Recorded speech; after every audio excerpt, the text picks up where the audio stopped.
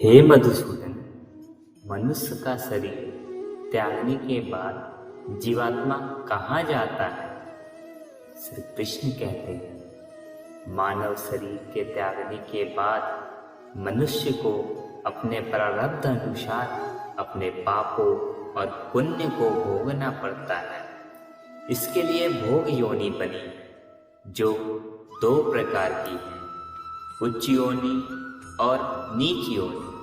एक पुण्य वाला मनुष्य का जीवात्मा उच्च योनियों में अर्थात स्वर्ग में रहकर अपने पुण्य को भोगता है, और वहीं पापी मनुष्य का जीवात्मा नीच योनियों में रहकर नरक की भांति अपने पापों को भोगता है। कभी ऐसा भी होता है कि कई प्राणी स्वर्ग नरक का दुख सुख पृथ्वी लोक पर ही भोग लेते हैं। इसी लोक में वह कैसे? श्री कृष्ण कहते हैं, इसे तुम यूं समझो अर्जुन कि कोई संपन्न मनुष्य है, महल में रहता है, उसकी सेवा के लिए दास दासियां हर समय खड़ी है। उसका एक इकलौता जवान बेटा है जिसे वह संसार में सबसे अधिक प्रेम करता है और अपने आप को संसार का सबसे भाग्यशाली मनुष्य समझता है। परंतु एक दिन उसका जवान बेटा अचानक किसी दुर्घटना में मारा जाता है। दुखों का पहाड़ उस पर टूट पड़ता है। संसार की हर वस्तु उसके पास होने के बावजूद भी वह दुखी रहता है और मरते दम तक अपने पुत्र की मृत्यु की पीड़ा से मुक्त नहीं होता है। तो पुत्र के जवान होने तक उस मनुष्य ने जो सुख भोगे हैं वह स्वर्ग की सुख की तरह थे, और पुत्र की मृत्यु के बाद उसने जो दुख भोगे हैं वह नरक के दुखों से बढ़कर थे। जो मनुष्य को इसी तरह इसी संसार में रहकर भी अपने पिछले जन्मों के सुख दुख को भोगना पड़ता है। वाह प्रभु वाह! हे मधुसूदन, अब यह बताओ कि मनुष्य अपने पुण्य को किन किन योनियों में और कहाँ कहाँ भोगता है?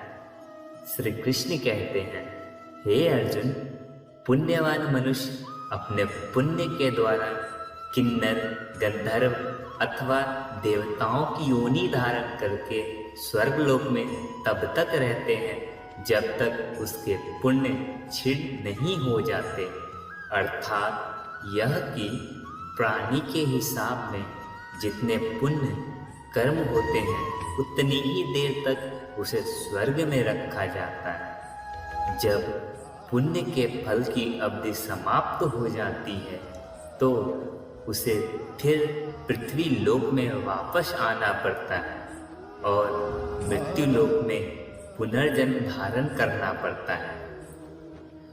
परंतु स्वर्ग लोक में मनुष्य के पुण्य क्यों समाप्त हो जाते हैं? वहां जब वह देव योनि में होता है तो वह अवश्य अच्छे कर्म करता होगा, उसे इन अच्छे कर्मों का पुण्य तो प्राप्त होता होगा ना?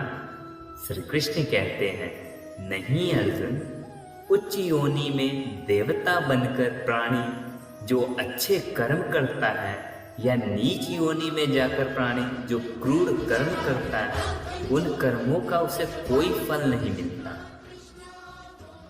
क्यों? श्री कृष्ण कहते हैं, क्योंकि वह सब भोग योनि है।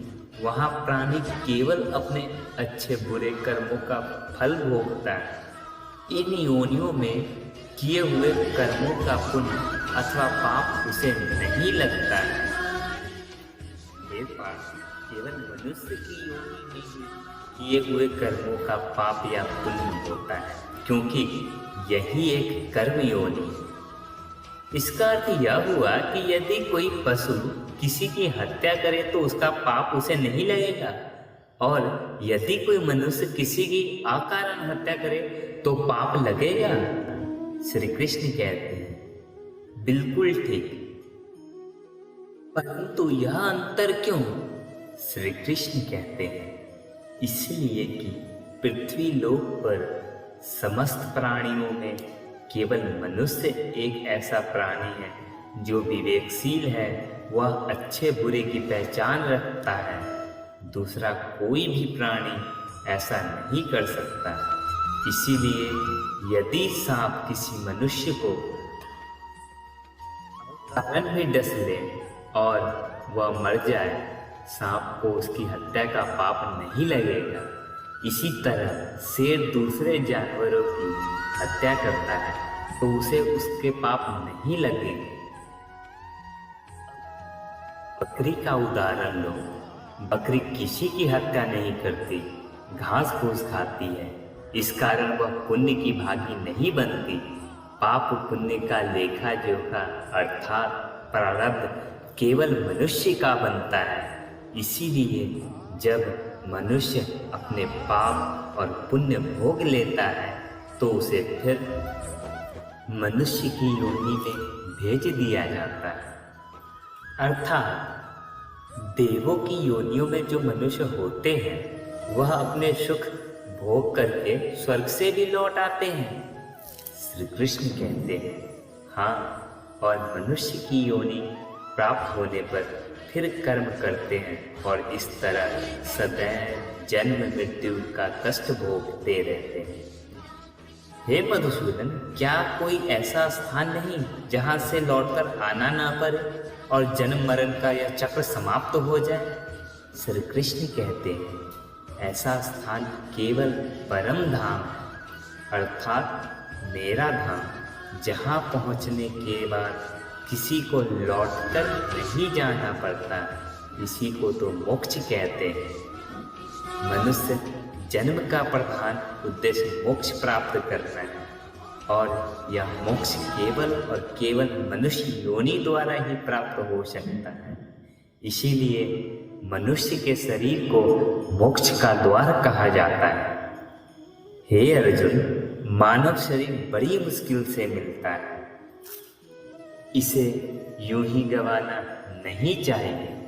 देवता भी मानव शरीर की आकांक्षा करते हैं, परंतु मनुष्य की विडंबना यही है कि वह शरीर को अर्थात मोक्ष के अवसर को गंवाता रहता है। सारी आयु भोग विलास में बिताता है, यहाँ तक कि जब शरीर छूटने का समय आता है तब भी वासना उसका पीछा नहीं छोड़ती। हे अर्जुन, मृत्यु के समय जो वासना मनुष्य के मन में रहती है, उसी वासना के अंतर्गत मनुष्य का दूसरा जन्म होता है।